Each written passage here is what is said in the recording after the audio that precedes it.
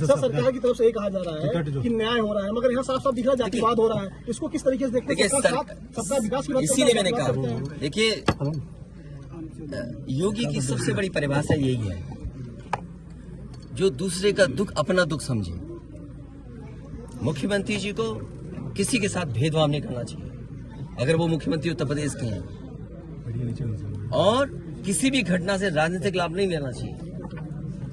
अगर इस सरकार ने न्याय दिया होता, न्याय पहले दिन से देना शुरू किया होता, तो शायद हम लोगों पे भी दबाव नहीं बनता कि हम आते हो घर परिवार के लोगों से मिलते आकर। सर कांग्रेस के लोग कह रहे हैं कि आप बीजेपी को फायदा पहुंचाना चाहते हैं मध्य प्रदेश। देखिए सुनिए, ये बात भी कांग्रेस के मुंह से अच्छी नहीं लगती। सर यूपी में बदला लेंगे उसका? नहीं बदला की बात बंद करो।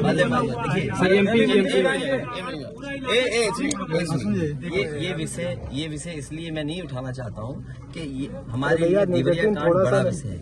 इंडिया न्यूज और न्याय में संतुलन हो, थोड़ा सा आईडी नीचे, न्याय में संतुलन हो, ये सरकार की जिम्मेदारी है।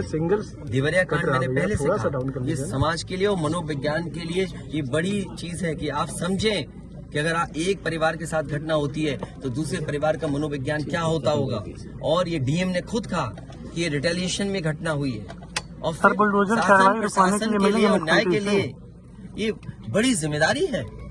भाई शासन प्रशासन और न्यायालय के लिए क्या मामूली बात है? आज तक पता नहीं है कि घटना कैसे हुई। पहली, प्रेम यादव को किसने बुलाया? प्रेम यादव वहाँ कैसे पहुंच गए मोटरसाइकिल से?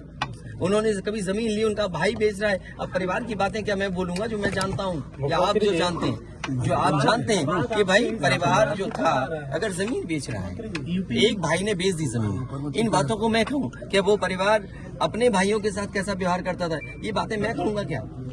ये सब आप जानते हो। इसलिए मैं आपसे भी उम्मीद करता हूँ लोकतंत्र तभी मजबूत होगा जब न्याय मिलेगा, और न्याय की भावना होती सरकार की, तो खेतों में इतना कार्यकर्ता नेता नहीं दिखाई देता, ये जनता खेतों में नहीं दिखाई देती।